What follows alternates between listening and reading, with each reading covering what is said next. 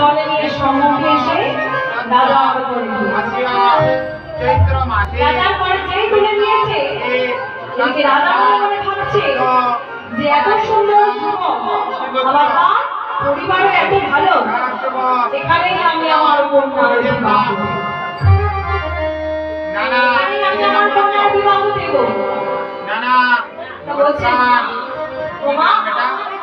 তোমার পুত্রকে আমার ভারী পছন্দ হয়েছে, তাই আমার একটি কন্যা আছে, সেই কন্যার সঙ্গে তোমার পুত্রের বিবাহ দেব।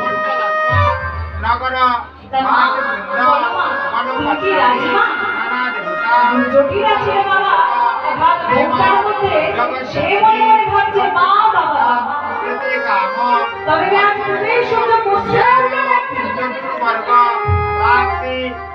আমার পুত্রের নাকি হাতে দিয়ে বিবাহের সুযোগ এসেছে, বিবাহ দিয়ে দিতে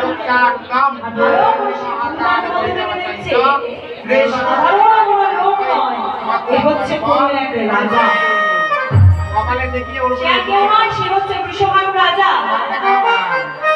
মনে মনে ভাবছে বিবাহ যদি হচ্ছে হোক, এখন ঘরে যদি কন্যা থাকে থাক, না থাকে না থাক, কিন্তু ভালো ভালো জিনিসপত্র তো আদায় করা যায়। তাই হচ্ছে বেশ বাবা, তোমাকে তো দেখে হচ্ছে তুমি রাজা, কিন্তু বাবা আমাদের একবার গৃহখানির দিকে তাকিয়ে দেখো, আমাদের এই মাটির কুটিরে তোমার কন্যাকে থাকতে পারবে? তোমার কন্যা হচ্ছে রাজপ্রাসাদের মানুষ।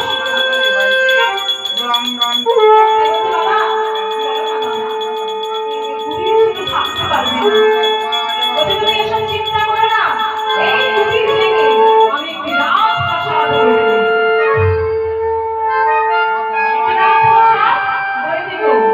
যৌতুক হিসাবে 500 গাভী আমি তোমাকে যৌতুক হিসাবে দিলাম।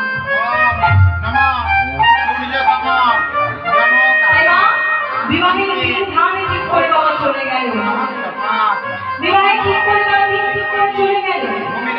পৃথ্বীরাজের কাছে এসে যখন বলেছে, পৃথ্বীরাজ কাছে এসে যখন বলেছে, এদিকে রাধারানী বাবা সকল কথা শুনে